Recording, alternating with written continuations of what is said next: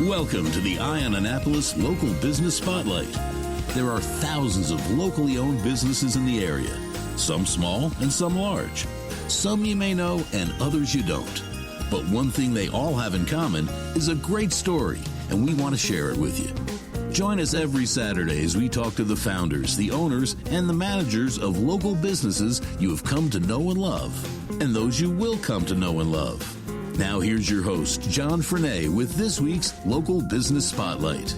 We're here at the bottom of 2nd Street and Annapolis Harbor, or Spa Creek, depending on your view, with Monica Alvarado, who is the owner of Bread and Butter Kitchen. She is also a friend of mine, and we'll throw out a warning here that we're not sure where the language will go on this one, because before we started recording, we were talking about debunking that whole Saint Monica thing going here. So hopefully we're going to prove that throughout this whole thing. But Monica, thank you very much for joining us here. And Bread and Butter Kitchen is one of my favorite places. I do walk down here not frequently enough, but to get some breakfast. And it's just a great location. Not the biggest place in this town, but it's probably got one of the best views that you can imagine. You are literally, if you're eating in, you're steps from the water. If you are dining out, you can, with ease, spit in the water. Correct. And but you hopefully shouldn't not spit. Fall into the water. But you shouldn't spit. You shouldn't spit. Don't spit. Don't litter.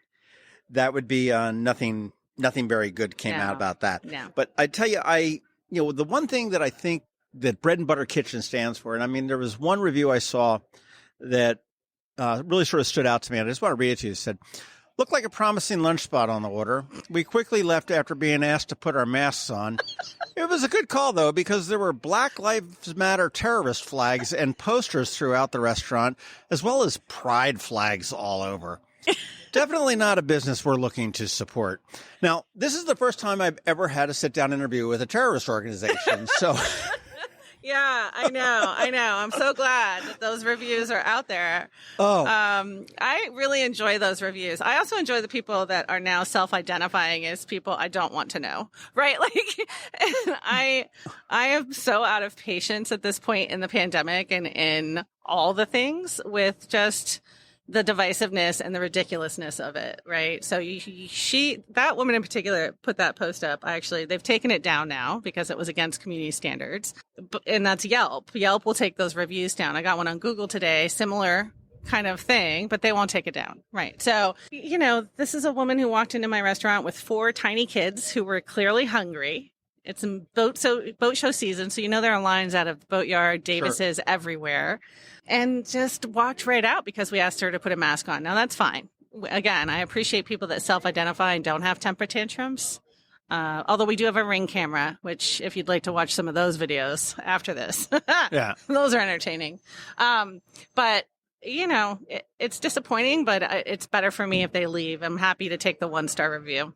It's something that most people don't understand about businesses is that you can't discriminate based on certain classes of people. Right.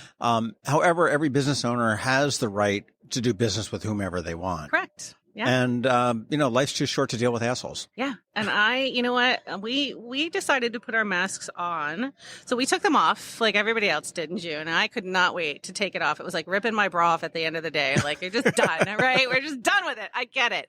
I'm also done. I hate wearing the mask as much as everyone else. However, I personally have some friends, both fully vaccinated, both wear masks at work, let their guard down outside of work, contracted COVID. The woman did, and then her husband got it. And they have 2 kids that are 3 and 1 or just 10 months, actually, I think. And both of them got it. So for me, I brought that story back to my staff. All of us have children that are too young to get vaccinated, although my youngest just turned 12 and is halfway there. So we're 1 shot down, 1 to go. But I also have a mom. My mom lives with me. She's in her 70s and, has some underlying health concerns. So we just recognize that the risk is still there, even if you're vaccinated. And my staff and we just feel more comfortable having them on. There's nothing wrong with that. Yeah. I'll tell you, you guys have been, as any restaurant was hit on March 20th with this oh hell, what are we going to do? Yeah. We have spoken to you in the past about Feed Anne Arundel and everything that you have done there. And it's just absolutely wonderful. But as a business owner, that had to be like, oh my, do I lock the doors and turn off the lights and pray to the landlord gods that he doesn't take me to court? Oh, God, right? Honestly, like there were those moments where I think we didn't know what the pandemic was going to look like. Obviously, we didn't understand COVID. We were freaking out from a safety perspective.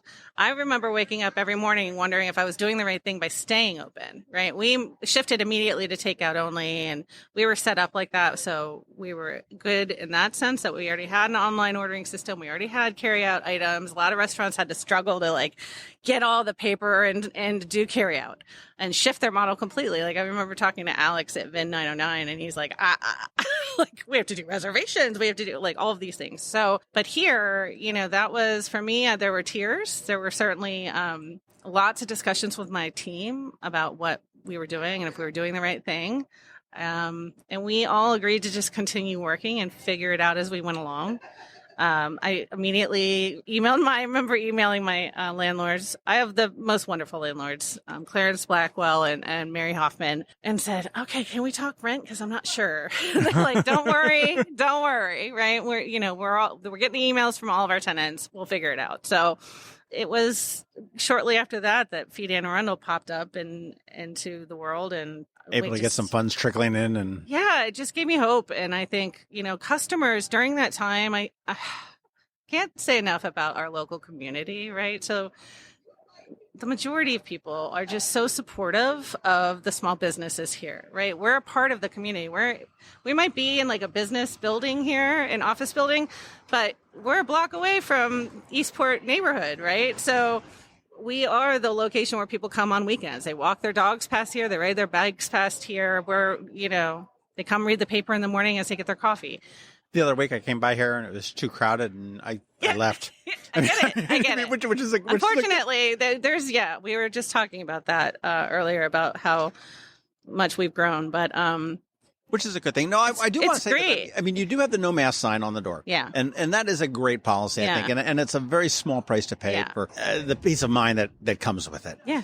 You are supportive of absolutely everybody. Okay. That would be a little baseball team that comes in looking for a gift card. Of course. That would be the Annapolis Pride coming in looking to host a happy hour or whatever it is. Yeah. Okay. So you are all encompassing to, it's sort of like the Hard Rock Cafe of Annapolis, right. I guess, the love all, serve all thing. I got to sit there and say to the lady that posted that review, I'm looking over your shoulder here. I see a box that says menu. I see a phone number on the door. Mm-hmm. And if I didn't have a mask or if I didn't want to wear a mask, there's plenty of outdoor seating, probably the best seats of any restaurant in town anywhere. Yep. And I would imagine I could call 410-202-8680 and say, hey, I need a burger and a salad. Yep. Absolutely. And actually, our new menus, I put a QR code on there so you can scan it and order directly online and just put in the notes section, I'm sitting outside. Can you bring it to me? We've done everything we can to make it comfortable.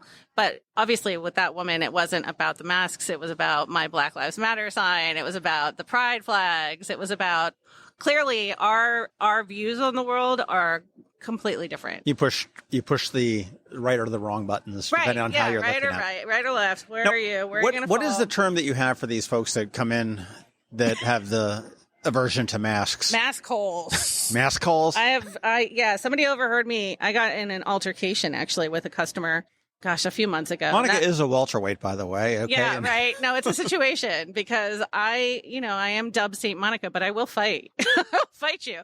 No, not physically, obviously, because I am a baby, but I will not step back and allow anybody to treat my staff poorly. And on that particular day, a woman came into the restaurant with her, I guess it was her mom and maybe a friend and a child, to order. And I wasn't here. It was actually literally the day I was getting ready to fly out on vacation. And I just swung in to see my staff one more time before I left. And when I walked in, one of my employees, Key, was at the front, and Key had they were visibly shaking.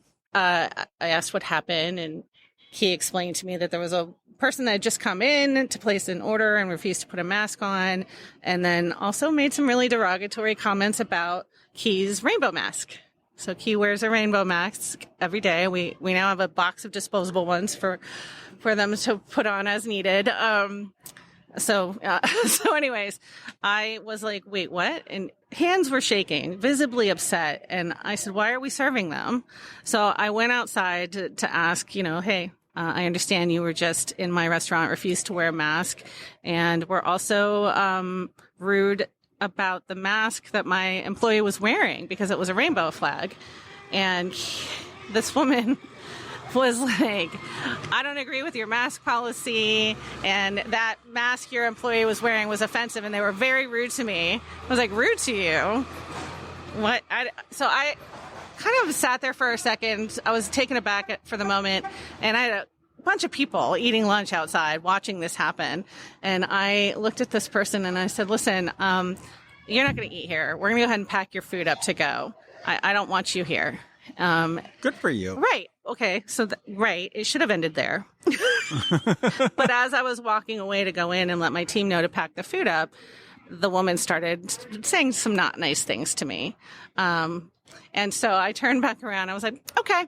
I went inside. I refunded the order. I told my team to stop making the food. I came back outside. I said, I'm going to ask you to go now. I've gone ahead and refunded your order. You're not welcome to stay here. She stood up. Double good for you. She gets into my personal space. And I was like, whoa, maskhole. I'm going to need you to back up. And one of my customers thought I said asshole, which was pretty funny. But no, I said maskhole. And she was like, I can't believe you're going to throw us out of here because I won't wear a mask. I was like, yeah, it's my business. Well, you can't do that. It's my right. And I was like, no, it's my business, my rules. And I'm telling you, you have to go now. And then one of my customers started clapping. And I said, see, right. Nobody wants you here. Right. You can go, right? You can go now. And she left, but not quietly. And, it shouldn't have had to get to that point. You've got to love an employer that sticks up for an employee. Yeah. And I mean, you've got that whole, the customer is always right. And that's true until they're not. Right. They're not always right. And they're not. And I'll tell you, I had the greatest pleasure to have dinner and meet and have conversations with Herb Kelleher before he died, who founded Southwest Airlines. Oh, wow. And one of the stories he tells is that he was flying on his planes. And of course, there's no first class or second. Right. There's nothing like that. He's just sitting down there and he's drinking his bourbon that he does all the time. Yeah. Somebody was just being really rude to one of the flight attendants, and it was just like this. And Herb looks over and here's your language warning. He looks over. He says, "Just get off the fucking plane." They were still at the gate. Yeah. And the woman looks offended, like, "Who the hell are you?" He says, "Look." He pulls out his wad of cash. Yeah. Peels off like $300 bills. Says, "Here's your money back. Get off the fucking plane." Yeah. And she's like to the flight attendant, "Well, who the hell is that?" He says, "Well." He kind of owns it. He owns the fucking plane. and get the fuck out of here. And off he goes. Yeah. And it's beautiful, and it really established a rapport with their employees. Yeah. When they first came to Baltimore, his ad in the Baltimore Sun and maybe the Capital at the time said that if you want to work for Southwest, we're coming to Baltimore. Show up at this hangar, 4:00 in your pajamas, not a minute later. Yeah. Okay. So at 4:00, they had somebody go out, and anybody that was in line was in line, and anybody that was not wearing pajamas was sent home. Oh my goodness. I love this. He said, if you cannot follow the most simple instructions, right, we don't want you. Right. And, it really has instilled that thing. And I've got to imagine what you did and how you stuck up for your employees really did that for you as well. I mean, it's so funny you say that. So a friend of mine, we're working on a retreat for the spring. My friend you should talk to her at some point. She runs Anchored Hope Therapy as her group, and she's a trauma-informed therapist and whatever. We've been talking a lot about leadership and what does that look like, and what's, for me, like community-driven leadership and servant leadership, and being focused not just on your customers, but on your employees. And for me, they're my family first and foremost. And I say that knowing that for them, this is still just a job, right? It's something that as a business owner, I have my heart and soul here, right? This is everything to me. It's important to me. But I also recognize for my employees, it's just a job. They have to put food on the table, et cetera, pay their bills. So I try very hard to kind of include them in decisions so that they do feel like this is partially theirs as well, right? I'm very transparent.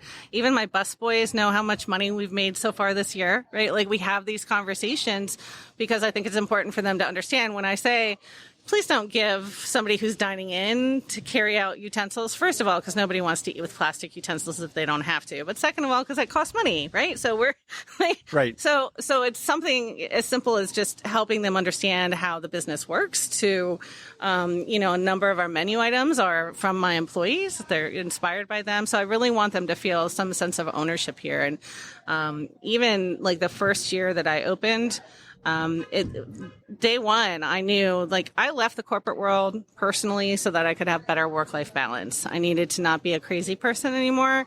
Still working on it, John. How's that working out? Still working on that, John. But I initially, like that first year, I knew I wanted to close for a week while schools were out during the holidays because I wanted to be with my kids. And there's only so many more holiday breaks that I'm going to have with them before they're gone. And it's all well and good for me to want to do that, to close for a week. But then I have employees who are all single moms who live check to check.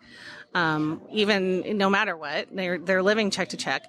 So I made it a point to say that when I'm closed for any reason, you're paid, right? So if we're closed, we closed for school this year for 3 days. Everybody got paid for those 3 days. And it gave them the freedom to get their kids settled into school schedule and not worry that their check was going to be less. That's awesome. And I think for hourly employees, that's such a blessing because they don't get to take time off if they're sick, right? My employees didn't volunteer at the schools. They didn't never sign up for that stuff because that means leaving school or leaving work to go do something and not getting paid. And losing money. So it's a shift. It's a hard shift. My manager, Lupe, I'm her third owner at this location. Mm-hmm. So she's been here a long time. But she took her very first vacation this summer and it was a paid vacation. And so that gave me goosebumps. It just makes me so happy that that's something I experienced in the corporate world that I brought with me here. And I just hope to continue to be able to give more to them. Well, Tay, let's get into it. Yeah. How you got into this? Where did we start? You mentioned this vague corporate world. What's the deal with that? Oh my gosh, yeah. So it was a totally different world for me. Right out of high school, I joined the Air Force. So I was an intelligence analyst in the Air Force. Is this where I'm supposed to say thank you for your service? No, God, it's fine. I'm good. I got out in 97. I always joke because first of all, I was in the Air Force, which is like the chair force. And I'm proud of that, right? I was smart enough to join that one. And why did I join the Air Force? Best uniforms. I was not going to wear olive drab Marines. Sorry. Yeah. Or bell bottoms in the Navy, right? They had the white flares. No, and they're jean ones. Right. So anyways, what are they? Dungarees. Yeah. Awful fashion. So, but I joined the Air Force when I was 18 and ended up in Japan for 3 years. And then my final duty station was actually Fort Meade at National Security Agency. And again, as we were talking before we started the podcast, I was married at the time and got divorced. And so my ex-husband and I decided to stay here in the area. And for me, it made sense, right? I was in technology. I had a security clearance. I got out in 1997 when this .com was going on before the bomb. Right. So it was perfect timing for me to get out and kind of transition into the civilian world. And I did that. I became a tech writer right out of the Air Force, then a web designer. I taught myself HTML right when that was important. And started doing websites back when they were like frames and, they're terrible stuff from the past. And then, my career just kind of evolved from there. I became a project manager and then eventually ended up in every type of leadership role you might find in a technology company. So all the way up to CEO and CTO and director of this and vice president of that. And then at that point, burnout. Burn out big time. This is the turning point for me was about 10 years ago, which is really funny because there's so many weird connections. So I worked for USI, which if you're from here, and most people who are from Annapolis remember USI. And then it became AT&T when AT&T acquired USI. And I was there for about 4 years and I was burned out. I was working long hours. At the time I left, I'd gone through 5 reorgs, right? I'd had 5 different bosses. The 5th boss, I was like, I can't do this again, especially because it was AT&T taking over USI and they did not understand what we did. We did cloud computing. It was They were like, which is ubiquitous now. Right. Everyone knows it now, but yeah at the time. So, I was just tired. I was tired of getting in arguments. I had 120 employees all over the globe. So I'd have conference calls at 11 o'clock with my guy in Australia and calls at 7 a.m. with India. And then I had folks in California. It was like a lot. And they CC'd me. This is why I suck at email now. AT&T burned me out because I would get, every employee would CC me, right? So 120 employees CC me 3 times a day. Right. And then there are all the responses to their emails. Thousands of emails a day. And like, I'm not kidding you, like once a month, I would just delete everything. I didn't even care. We just needed an inbox zero. I couldn't take it. I couldn't take it. And I knew all my employees would have everything anyway. So, but yeah, so I left AT&T to go work for a friend of mine who I worked with like, a decade before that. And, it was my dream job with my dream salary and my dream title. And I was really excited. And I thought it was going to be change, right? I'd have more control over my life and my schedule. And no. So I had just closed like this huge $20-30 million contract with the Department of Energy for this company and got back from Augusta, Georgia, where they were, and sat down with my boss and said, listen, I'm tired. Like, this is not what I signed up for. Something's got to change. I don't know what that is, but if we could like figure that out. So that was on a Friday. On Monday, I got a beautiful bonus for that contract. Yay. Love a good bonus. And then, Friday, they let me go. They fired me. Okay. Yeah. That was, I guess, the change. Oh, sort of helped. I mean, I did say I needed a change. Right. So that was a nice kick in the ass. And I fell into immediate like depression and anger. But they did give me a nice severance package, which gave me a couple months to kind of say, okay, when I go back, what is it going to look like? At that time, I had no hobbies, right? I've been working since I was 14. First job was McDonald's. So my only other experience in food, by the way. That was where I was going to go. Yeah, no, that was it. So when I got fired, I took a couple months off. I did a blog, like, I was trying to find myself, started cooking again, started going to the farmers markets, and fell in love with cooking. But then reality hit, and I had to, like, pay the mortgage. So my husband at the time, by the way, was going back to school. He was changing careers from finance to cybersecurity. So at that point, I was theoretically the breadwinner. Right. And so I did have to go back to work. And when I went back, I chose to go back in a non-leadership position. So I was a consultant, a project management consultant. And we have a party going on behind us. This is fun. I know. Well, they had a wedding. So a wedding at the chart house. What is behind us, John and I are witnessing like a wedding coming out, and everybody's very happy. But yeah, so that's where I fell back in love with food. But I did go back to work. It took me about 6 more years before I left and started Bread and Butter Kitchen. So you mentioned you were at the farmer's market. Mm-hmm. And were you doing baked goods? No. So no? The whole thing started because I did start a Bread and Butter Kitchen website. It was a blog, right, with recipes, like really annoying stories about my life, followed by a recipe that you had to scroll. All the stuff nobody wants to read. Right. All bullshit that I'm like, why did I share all that? That was really embarrassing personal stuff. But here's my quiche. Right. Like, my children had fun in the snow today. Here's some cookies. So yeah, really lame. But it did connect me then. I started doing interviews with farmers and with different food vendors like Rogue Pierogies, and really started to get to know people in the community. But I was also making all of the food at home from scratch. And so my friend half-heartedly said, you should start making meals for me. I'd pay you. You make good food from scratch, good ingredients. And that was where this idea came. Like, it was when HelloFresh was starting to pop up. And I'm like, well, what if the food was already made? It was made with stuff locally. And that's what we did. So Bread and Butter Kitchen started at the farmer's market, making meals to go. Fantastic. Yeah. So how did you transition to here at 2nd Street in Annapolis Harbor? Total fluke. I had zero interest or thought or ideas that I would ever open a restaurant. The owner before me is Brandon Bartlett. He owned, at the time it was called Joe Diggs in Edgewater. It was a coffee shop. And he had been buying my soups. I was making him soups that he could sell at Joe Diggs because he didn't have a kitchen there. And I just was there one day, and I was getting busier and busier with Bread and Butter Kitchen, doing the meals to go, weekly menus. And I said, I need to find another kitchen to rent because the person I was renting from was going through USDA certification or something, whatever. It was getting harder to use the kitchen. And his wife was standing there, and she said, you should just buy our cafe. I was like, what cafe? I didn't even know. I only knew it was Joe Diggs.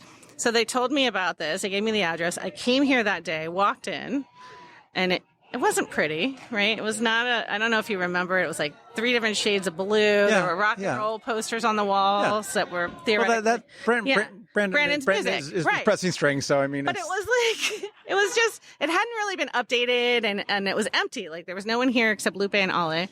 And it was like the shelves were relatively bare. It was just weird, but I didn't notice any of that. What I noticed was the view. And how small the spot was, and I was like, I'll take it. Like it was an instantaneous decision, just like me joining the Air Force. Instantaneous. Let's just do it. Screw it. That's how I make all big decisions in my life, by the way. Okay. Small ones I labor over. Right. Big ones. We're going for it, screw right? it. What's the worst that could happen? So that's what happened to that 58-foot sailboat the other week. Yeah. Just screw it. Let's just do it. I said, just fine. Where do I sign? Yeah. So that was in April, and then I opened right before Blue Angel Week in May of 2017. Wow. Yeah, it was a handshake deal. I do not recommend that. Don't recommend doing that.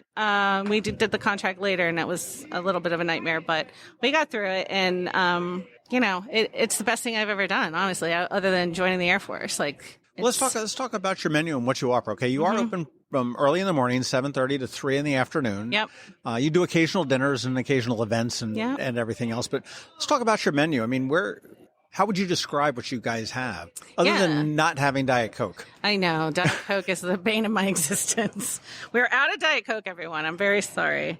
We're always out of Diet Coke. So my menu is, it's got some classic stuff, right? So we're breakfast and lunch 7 days a week. You can do either or all day long, breakfast all day if you want. The menu has evolved over the years, and it's really due to what people are asking for. I didn't have a vegan, vegetarian section before. I didn't have a bunch of gluten-free. But so that's really a reflection of what my customers are asking for. The food itself, when I first took over, I just ate my way through the existing menu and got to know the customers and started introducing my food through specials, right? And so a lot of those items are now on the menu, like the banh mi bowl, which is a take on the classic banh mi sandwich, a Vietnamese sandwich. There's Salsa De Huevos, which is one of my favorite meals on the menu, and it's a very humble breakfast. One of my employees, Ale, it's something she made for family meal one day, and I was like, I don't know what this is, but it's going on the menu because it was just that delicious. And what is it? It's literally just scrambled eggs in a salsa that we make here in house, and it's not like your typical chips and dip salsa. It is a tomato base, but it's got an herb in it called epazote, which is very herbaceous, and it gives kind of this earthy flavor to it. And then, it's got a little kick to it as well. And it's just a very humble breakfast, and we serve that with refried beans and corn tortillas. So it's gluten-free, and it can be made vegan with plant fare instead of eggs. And it's just a really humble, simple, delicious breakfast. I'll have to try that next time I'm here. I know. I'm sort of like a bacon, egg, and cheese wrap breakfast Which kind is of a great. person. Right. And that, it's like the hippie hash, right? The hippie hash has actually been on the menu for like 4 or 5 owners. I think 4 or 5 owners ago was Paul Evans, is what I think people have told me. Paul Evans, who... Paul and Mary. Bob Evans' brother? No, I think he was like a basketball coach or something at the academy. I don't know. He's in Florida now. That's that much I know. But the hippie hash skillet has been on the menu from owner to owner to owner. Oh, neat. And that's one of those that will never go away. I think there would be riots in Eastport if I took hippie hash off. Don't start any riots. That's the last thing we need here. No. We don't have the energy or the traffic control for that. that is true. Well, let's talk about some of your special events that you've done. I mean, I know that you've had a concert here with the Valhalla Project. Yeah, that was fun. And you do occasional dinners and stuff. Yeah. Why do that when you're jam-packed and successful between 7:30 and 3? I get bored. There's a few things, right? So like the pop-up dinners that we've done, we used to do them a lot more frequently before COVID, obviously, but they're either a way to allow other chefs to come in. And like at one point we had Stephen Grant, he did several pop-ups here. One was like a Hawaiian night and just a lot of fun and just an opportunity for him to do some fun stuff. We've done them where Lupe wanted to do a night, and it was an opportunity for her to make the food that she loves, right? It's Mexican, amazing food, different than what you'd find in your local restaurants, which I love. I think it's much more authentic than, the Americanized version of Mexican food. So, and I think there's a craving for that here. Annapolis is getting better, but when I moved here, it was mostly like steakhouses and seafood, and it was like the crab cake and overcooked asparagus capital. I've often said that Annapolis I'll use was a very mediocre town as far as food goes. And we've upped our game significantly in some, and it doesn't need to be fancy 5-star dining to be that 5-star experience. Yeah. Can we just make good food that isn't the same? I look and two of my favorite as far as the Latin food is Sin Fronteras and Caliente. Oh, two of my favorite. And the others are amazing too. They're both there, but I don't think you can find any more divey of the buildings it's real and yet basic the food service, is amazing. but it is a 5-star meal. Yeah. Both of them. And that, that's the thing, right? It doesn't have to be a fancy place to be good. And I think Annapolis, I'm glad that there are the Caliente grills and Sin Fronterases, and now we're starting to see even more diversity, and I would love to see more. I'm dying. We did a dumpling pop-up in May. It was way busy, like it was so popular that and we did it because I was craving dumplings, and I, through Feed Anne Arundel, have been able to get to know a number of restaurants throughout the county. So I brought 2 additional restaurants in to do dumplings their style. So we had Cafe Bira, which is now closed. They're moving, I think, but they're from Nepal. So they were doing momo, which is a steamed dumpling. And then we had Molly Thai come down, and they did some Thai style. And then I did dessert dumplings. And that was so fun, and the food was so good, and it's so different than what we have here. I'd love to see a dim sum place open. It's neat. Well, you've got a really great place to be able to do that there. Yeah. What's next for Bread and Butter Kitchen? Is there a next? Do we have Bread and Butter 2 coming up in Crofton? I don't know. So I will say we are going to do an event November 13th here at night. So Vintage Views Mobile Bar is going to be here, which I love. They have the best cocktails. And then I haven't figured out what the menu is going to be yet, but I'm reaching out to local artisans. So if anybody hears this, food vendors, artists, whatever you are, I'd love to do like a pre-holiday shop local event. So. And what's that date? November 13th. Okay. So before everything goes crazy. Yeah. It's before the holidays, right? And it gives people an opportunity to come out before they have to start dealing with family. Because we used to do this at my house, right? Every year in November because we stop seeing our friends really in November, right? You're going to Thanksgiving, you're going to your Hanukkah or Christmas or Kwanzaa events. Like there's a lot going on. There's holiday parties and, it's just nonstop. So that's really the concept of it. And, so that'll be November 13th. Do you miss your corporate world at all at times? No, not even a second of it. No. Not even on that every other Friday when the paycheck rolls around? That's where my husband's paycheck comes in so nicely. It is so stressful for a business owner to know that, and you've alluded to that okay, you're not just putting food on your table. You've got to worry about and I don't know how many employees you have, a dozen? 15 now. Okay. Yeah. So, you've got food that you're worried about on their table too. And that is a really difficult position to be in. It is. It's, I appreciate the corporate world, and my background has given me, a unique set of skills that apply in the restaurant world. That doesn't mean I didn't have a lot to learn, right? I didn't have food experience. So I walked into an organization here, and like I said, I didn't change the menu. I kind of was learning as I went. And I am so spontaneous and sometimes not the best planner that I literally on Sunday was Harbor Cafe and on Monday was Bread and Butter Kitchen. I hadn't been here. I hadn't talked to Lupe and Ale. I hadn't learned the register. I just was like, we're open. I was so excited, and it was fine. It worked out. But yeah, I remember walking in Sunday night. I was like, let me just do a quick clean. I was worried. And I leaned on this wall right here. Right.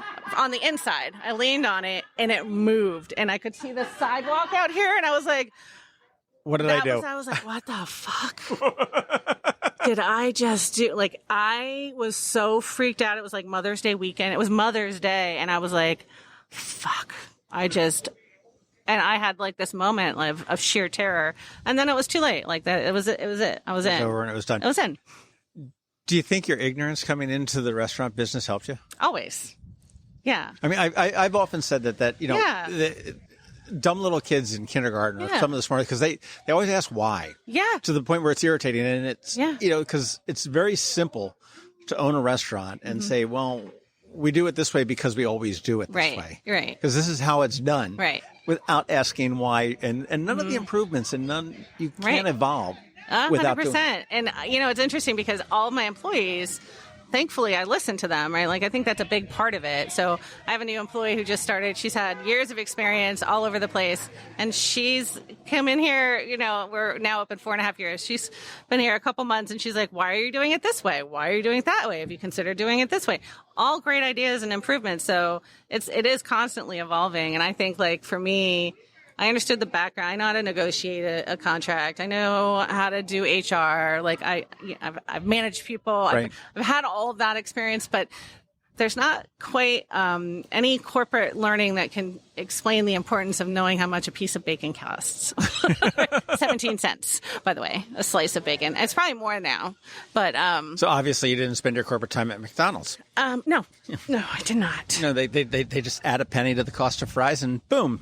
$4 billion a day to their balance sheet. I would love that. Can I do that? We were just debating in here because we give masks out, and one of my employees yesterday, I have this amazing employee, Jessica, and she's got, people refer to it as resting bitch face, right? And she's just a very serious, focused employee. She's probably one of my best, right? Like she works her ass off. She's fast. She's efficient. She can do anything in the restaurant, front, back, doesn't matter. So I love her, but she does sometimes rub people the wrong way, which I'm like, whatever, it's fine. It's just food, people. Right. We're not solving cancer, we're curing cancer. We're not figuring out the national debt. We're making burgers. Like, pull it together. Okay.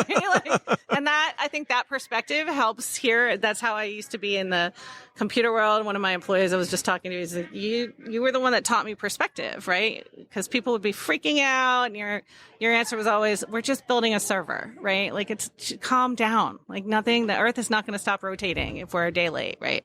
I feel the same way here. But anyways, Jessica, yesterday, she texts me like long text, and she's like, listen, I just yelled at a customer and I'm really sorry, but I'm really tired of it. And I was like, tired of what? And she said, well, he comes in every morning at 7:30, and every single morning he forgets his mask. And those masks cost you 50 cents each. And I told him, this is the last mask you're getting.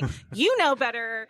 You need to start bringing a mask. And he was offended, of course. And he was like, you should not talk to customers like that. And she was like, I'm sorry. I'm like, it's fine. I support you. Like, I do. Like, that was a relative, maybe not the way it was presented, but it was a fair point. It was a fair point. So sure, that $2 it was just 50-cent wrap now is, now, right. now you've lost, that 75 cent you would have made on it. Now you're down to a quarter. Like, come on. But, and it's funny because they're like, well, should we start charging for masks? No, that's not what we're doing here. Right. We're not doing that. That's not the type of business I'm running. Like, that's not the thing I need to be worried about at night. Nickeling and diming and worrying about the tiny things. The bigger things are our reputation. Is the food coming out consistently? Do people feel good when they leave here, right? What's funny, you talk about the employees and what the problems that they're under. I was in Charleston last weekend, and there was a sign on a restaurant door that said, we love our employees. They're doing the best job that they possibly can. Mm-hmm. If you have a suggestion on how to do it better, scan here. And it had a QR code. Yeah. And it went to a job application. I love that. If you think you can do better, yeah, come on back here. And I mean, there was a little bit more to it, saying that, you know, everybody's having a tough time hiring everybody, and the whole nine yards. It's that, and it's all of there was that Brene Brown thing that it's been floating around. She interviewed this woman, Amy Cuddy, who wrote an article in the Washington Post in August called Pandemic Flux. Mm-hmm. And it's this way to put a name to how I think a lot of people, I know how I'm feeling, right? Like the pandemic never stopped. It stopped briefly. We ripped our masks off, celebrated, and then we slapped them back on our faces because of the variant and all the other things. And then not just COVID, it's the politics is so much more divisive. And like things haven't gotten better. And I feel like people were expecting, okay, we did our part. Now let's move on. So I remember listening to that podcast a few weeks ago and trying to have more compassion toward the maskholes. Like, maybe this is the only thing in their lives that they have control over right now, right? Like, I do try to be a good person. I try to be Saint Monica. I want to live up to that. But, you know, most of the time I'm like, just put the fucking mask on. You're in my restaurant for 30 fucking seconds to order. Pull it together. Like, why is this so fucking hard? Yeah. Right? And I don't get it. I don't think I'll ever understand it. I don't understand it. Like, we put masks on children when they are going through chemotherapy. It works. It's stop. Just stop. We put seatbelts on when we get into the car. I just don't get it, John. I grew up with my mother. Exhausted. My mother's right arm was my seatbelt. Right. Just slamming me into the back seat when she. Yeah. Foot goes on the brake, arm goes out, slams me into the back seat. I mean, and we've evolved. I mean, we go to the dentist and you get X-rays. They put that lead thing on you. Yeah, there are things that are for your safety, and I feel, I don't know, I've been in a weird mental drain lately, just really tired. And until we really get a handle on COVID and figure out what it is, how to control it, how to eradicate it, how to deal with it, whatever it is, it's a really small price to pay. It is. I mean, look, Colin Powell passed away yesterday, and I think that, again, like, he was fully vaccinated. I'm sure he took all the precautions. He was going through cancer and still was exposed somehow, some way. That wasn't necessary, right? Yeah. Like, we shouldn't have been in that situation. Yeah. So it's frustrating. Without doubt. Well, I'll tell you, down here in the heart of Eastport at 2nd Street and Annapolis Harbor, Bread and Butter Kitchen. If you put a .com on the end of that, that's the website that'll take you to it. Bread and Butter Kitchen. Yeah. Monica Alvarado is the owner. Fabulous menu. It is a very casual. This is a quintessential Eastport joint. Yeah. You come here, you can grab it to go. You can walk with it and eat something out of a wrapper. You can sit down at a table.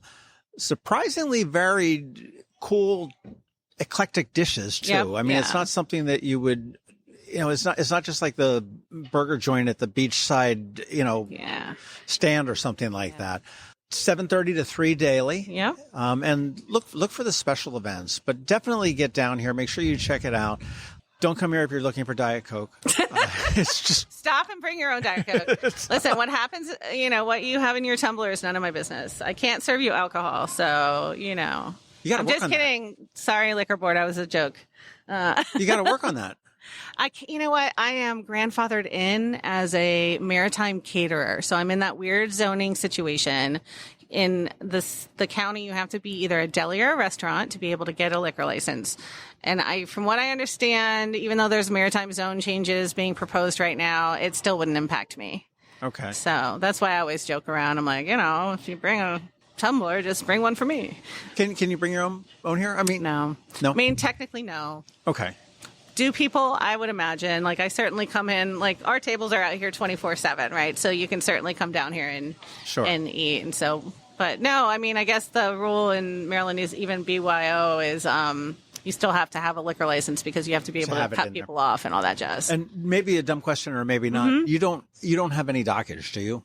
Yourself? I actually just got my own slip. Yeah.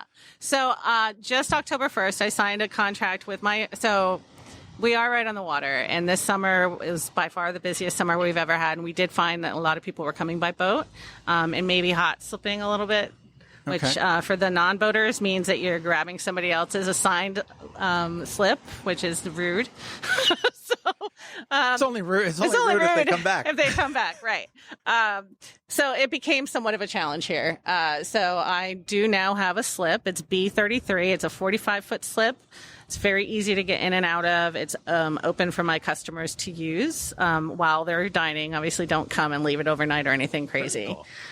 But yeah, that's a brand new addition, and I have it right now until December, and then somebody's going to rent it December, February, March, which is perfect, and then we'll have it again in April. That's fantastic. Yeah, I'm glad you asked. I completely forgot about it. It was like I thought the answer was going to be no. Yeah, bring the water taxi to the chart house and walk down. You know? You could do that too. You could do that too. But yeah, I think it's going to be nice because we do find a lot of people will come down. They'll pre-order and they'll grab it and take it back out on the boat, or they'll come and sit down and eat, and just it's nice. It'll be nice just to have a place for them to tie up and not stress. That's neat. And as far as the location, access by the water taxi, easy enough. You want to get off at the chart house. Yeah. Walk to the end of the dock and you're right there. If you're walking from Annapolis, it's a quick walk up Severn Avenue, over the bridge, and you're right in the heart of downtown. Yeah. If you're energetic and psycho enough, you can jump off City Dock and swim here and be here in 10 minutes. That's fun. Maybe definitely take a shower after, though, because, you know. Yeah, I see you've got some disinfecting hand sanitizer up. We'll give you some disinfectant wipes. You can use our bathroom. It'll be great. But if you're looking for a treat and you've never been here, definitely get to Bread and Butter Kitchen. Monica is always here with a smile unless you are not wearing a mask, and then she's going to call you a maskhole. all over you. But I will give you a mask. Just, you know. Don't abuse it. Don't abuse it, or Jessica will come after you. It's so much easier to be nice to people than it is to be a jerk. We literally have a sign on our register that says, "Be a nice human." If you could just abide by that, you're welcome here anytime. It's a pretty simple rule. Yeah. Monica, thank you so much for your time. I am glad I finally got the time to sit down and talk about Bread and Butter Kitchen as opposed to Pete Anne Arundel. Yeah. And thank you so much for your honesty, your candor, and keeping it light. Thanks, John. I appreciate it. Thanks for coming down. Thanks for listening to this week's Local Business Spotlight. Please make sure to visit eyeonannapolis.net for all your local news, events, and opinion. And in case you haven't already, please subscribe to the Eye on Annapolis Daily News Brief, where we bring you all the day's local news direct to your phone, tablet, or computer in about 10 minutes. It comes to you at 6 a.m. every Monday through Friday, and you can subscribe on Apple Podcasts, Google Podcasts, or wherever you get your podcasts.